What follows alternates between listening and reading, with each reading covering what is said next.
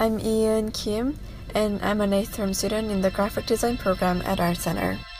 This is student work from my favorite class, Font Design, taught by Greg Lindy. I'm originally from South Korea, and I've been living in LA for about 10 years. The naming of the font would be based on how it feels to the designer. I named my typeface Serene because it felt like it was talking about serenity, and my typeface was a bit more calm because it didn't have as many bold characters. Ever since I was a kid, I was always interested in studying literature or reading, writing short stories, and I think if I had stayed in Korea, then I would be studying literature. I was pretty passionate about that, and then I moved here when I was 14. Because I had this sort of language shift, I lost all that passion about the letters or words. One of the closest friends invited me to come to her graph show, and I was invited, and then I was pretty inspired by the works that were created here. So I think it was kind of natural for me to decide to come here when I said I wanted to study graphic design. I decided to study in study abroad programs. To be honest, I just wanted to get out of Los Angeles and to see things. I just walked around starting to discover things and talking to people, and that was sort of the objective of that class. That was sort of my first experience doing something really freely without any instructions, and that's kind of what has changed me.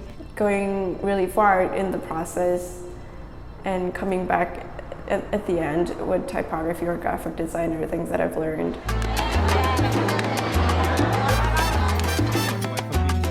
In Cuba, in Havana, we collaborated with students from Havana, one of the only design school in Havana.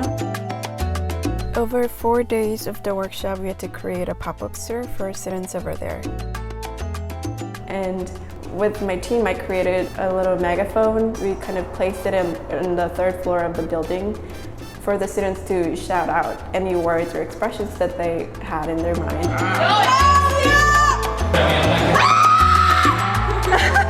And that just came out from all the discussions we had prior to the installation. We were talking about the common theme that we had. American students and then Cuban students, what do we have in common? And it was the idea of time and not being present all the time. That process was completely different from everything else that I'd done at ArtCenter. And I think I learned over there that my design is supposed to be used by people.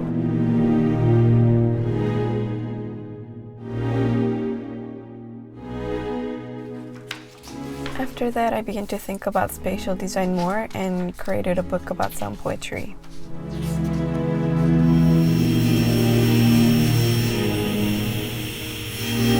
After creating a book, I made a spatial installation where a user could walk into and interact with the sounds.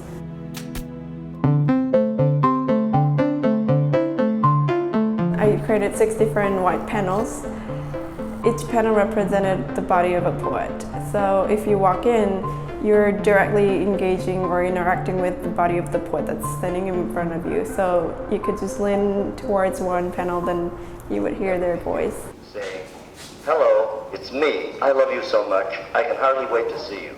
Can I come over right now?" Before going to Cuba and doing all this human experience design projects, I thought I would only be creating books or nice pages, layouts. But after that experience, I was being more interested in interactive spatial design or human experience design, something that actually makes people engage in design works. It would never be you, hello, it's me. I love you so much. I can can hardly wait to see you.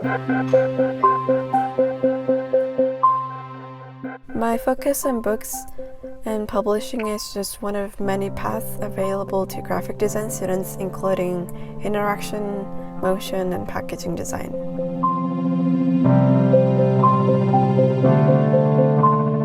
My dream after college is to open a publishing company, to have a place where people who love to share their stories to publish whatever they would like to publish. It's kind of an idealized version, but in the end, I do want to go back to the most fundamental form, which is the book and the letters, which is probably the reason why I started to study graphic design.